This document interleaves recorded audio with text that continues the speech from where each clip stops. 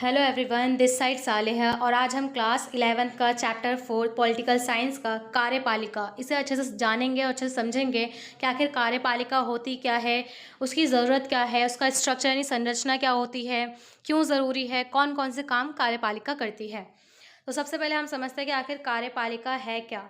तो कार्यपालिका वह अंग है जो हमारे देश में कानूनों को लागू करता है और सरकार के दैनिक कार्यों को चलाता है। तो मेनली कार्यपालिका पहले हम जानते हैं होती क्या है। तो ये सरकार के अंग होते हैं। सरकार के मेनली 3 अंग होते हैं: कार्यपालिका, न्यायपालिका और विधायिका। इन तीनों को हम और अच्छे से जानेंगे। इस वाले पूरे चैप्टर में हम कार्यपालिका के कार्यों के बारे में जानेंगे। बाकी आने वाले चैप्टर में हम विधायिका और न्यायपालिका के बारे में भी जानेंगे। तो कार्यपालिका क्या होती है? वह अंग होती है जो हमारे देश में कानूनों को लागू करती है। तो जो कार्यपालिका का काम होता है वो कानूनों को लागू करना होता है और सरकार के दैनिक कार्य को चलाती है। तो जो डेली रूटीन में सरकार का जो काम होती है उसको चलाने का काम भी कार्यपालिका का होता है।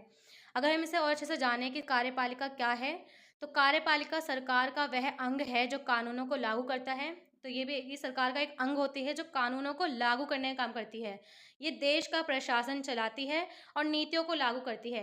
तो देश में जो प्रशासन चल रहा है उसे चलाने का काम करती है और जो भी नीतियाँ बनाई जाती हैं, जो भी कानून बनाए जाते हैं, उन्हें लागू करती है। हमारे देश में कार्यपालिका 3 स्तर पर काम करती है: संघ यानी केंद्र स्तर पर, राज्य स्तर पर और स्थानीय यानी लोकल स्तर पर। तीनों स्तर पर काम करती है। सेंट्रल लेवल पर काम करती है, स्टेट लेवल पर काम करती है और रीजनल लेवल यानी लोकल लेवल पर कार्यपालिका काम करती है। अगर हम इसकी संरचना की बात करते हैं कि कार्यपालिका की संरचना कैसी होती है, इसका स्ट्रक्चर कैसा है, तो संघ स्तर पर देखें तो केंद्र सरकार है, राज्य स्तर पर देखें तो राज्य सरकार है और स्थानीय स्तर पर स्थानीय लेवल की सरकार होती है। जो संघ सरकार है वो पूरे देश के लिए होती है। जो केंद्र लेवल की सरकार होती है वो पूरे देश के लिए काम करती है या कानूनों को लागू करती है। राज्य स्तर की सरकार जो है वो राज्य के लिए कानूनों को लागू करेगी और जो स्थानीय स्तर की सरकार है वो गांव और नगर यानी शहर के लिए कानूनों को लागू करने का काम करेगी। नेक्स्ट हमारा टॉपिक है संघ यानी केंद्र की कार्यपालिका। तो आखिर कार्यपालिका में कौन कौन से सदस्य शामिल होते हैं? तो इसमें राष्ट्रपति, प्रधानमंत्री, मंत्रिपरिषद और स्थायी कार्यपालिका, ये सभी इसके अंग होते हैं कार्यपालिका के। राष्ट्रपति भारत के संवैधानिक प्रमुख होते हैं। तो जो इंडिया का है, फिर हम कह सकते हैं पूरे भारत का राष्ट्रपति, संविधान में जो सबसे सर्वोच्च व्यक्ति होता है इंडिया का, वो राष्ट्रपति ही होता है। कार्य राष्ट्रपति के नाम से होते हैं। जितना भी काम होगा वो सभी राष्ट्रपति के नाम से ही किया जाएगा। नेक्स्ट है प्रधानमंत्री। तो प्रधानमंत्री सरकार के वास्तविक प्रमुख होते हैं। तो सरकार जो रियल प्रमुख होता है वो प्रधानमंत्री होता है और मंत्रिपरिषद का नेतृत्व करते हैं। तो जो प्रधानमंत्री है वो मंत्रिपरिषद के लीडर होते हैं, नेतृत्व करते हैं उनका। नेक्स्ट है मंत्रिपरिषद। मंत्रिपरिषद में विभिन्न विभागों के मंत्री होते हैं। जैसे अलग अलग विभाग बनाए जाते हैं। रेल मंत्री होता है, फूड मंत्री होता है, सड़क मंत्री होते हैं। तो ऐसे अलग अलग विभाग होते हैं जिसके मंत्री होते हैं जो सरकार के कामकाज को चलाते हैं। तो अलग अलग विभाग दे दिया जाता है अलग अलग मंत्री को, ताकि उस विभाग का काम अच्छे से चलाया जा सके। स्थायी कार्यपालिका, इसके अंतर्गत नौकरशाह होते हैं। जो यूपीएससी वगैरह एग्जाम क्लियर करते हैं तो वो नौकरशाह के अंतर्गत आते हैं, जो नीतियों को लागू करते हैं और प्रशासन चलाते हैं। तो उनका मेनली यही काम होता है कि वो नीतियों को लागू करते हैं और जो प्रशासन है उसको चलाते हैं। नेक्स्ट हमारा टॉपिक है राज्य की कार्यपालिका। तो ये हमारा केंद्र लेवल की कार्यपालिका थी। अगर हम राज्य लेवल की कार्यपालिका की बात करें तो उसमें राज्यपाल, मुख्यमंत्री, मंत्रिपरिषद और स्थायी कार्यपालिका है।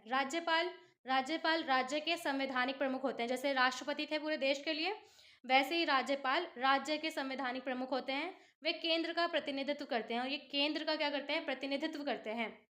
मुख्यमंत्री, तो मुख्यमंत्री राज्य सरकार के वास्तविक प्रमुख होते हैं। जैसे प्रधानमंत्री थे, प्रधानमंत्री सरकार के वास्तविक प्रमुख होते हैं, वैसे ही मुख्यमंत्री जो होते हैं वो राज्य सरकार के वास्तविक प्रमुख होते हैं और मंत्रिपरिषद का प्रतिनिधित्व करते हैं।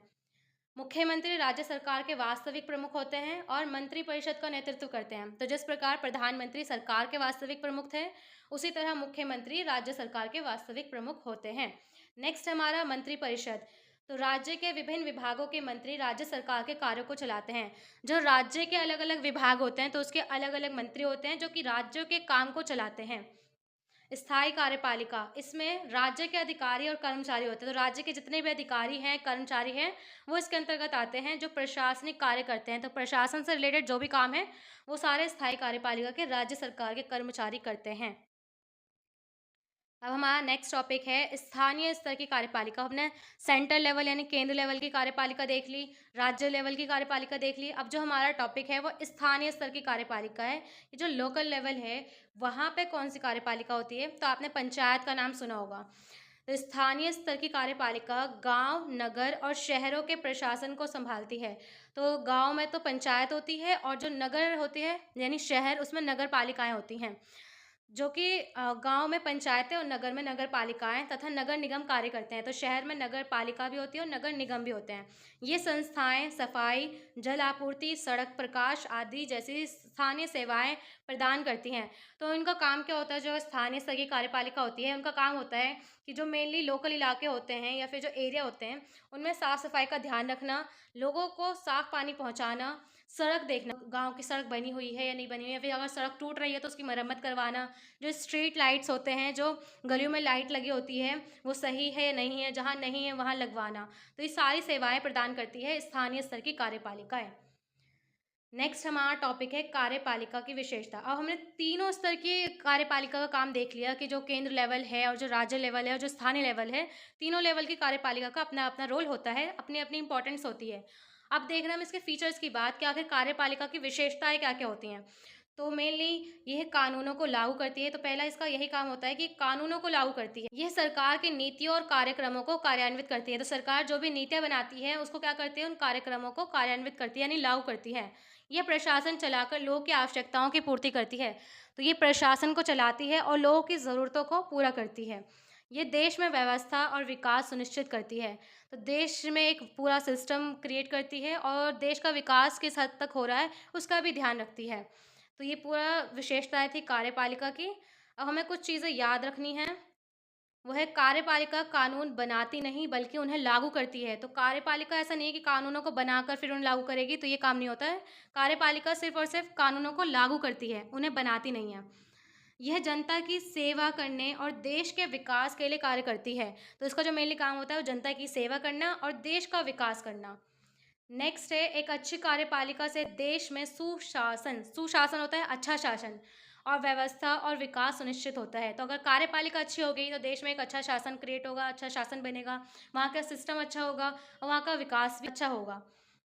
कार्यपालिका कैसे काम करती है? नेक्स्ट हमारा टॉपिक है कार्यपालिका आखिर काम कैसे करती है?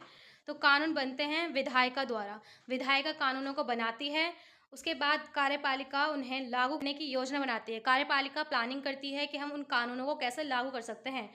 अधिकारी और कर्मचारी उन योजनाओं को लागू करते हैं। जो अलग-अलग अधिकारी होते हैं अलग-अलग स्तर पर, वो उन योजनाओं को लागू करते हैं और लास्ट जनता को सेवाएँ और लाभ प्राप्त होता है। तो लास्ट मेनली जो काम किया जाता है, कानून बनाया जाता है, उनको लागू किया जाता है, वो जनता की भलाई के लिए होता है, जनता को सेवा पहुँचाने के लिए ही होता है।